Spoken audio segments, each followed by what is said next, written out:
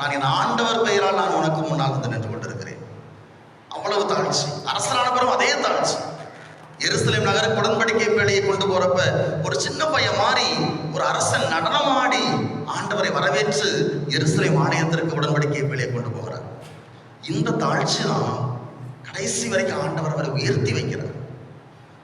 எந்த போரிலும் அவரை ஆண்டவர் தோற்க விடவே இல்லை. அத்துணை போரிலும் வெற்றியை கொடுத்தார் ஆண்டவர்.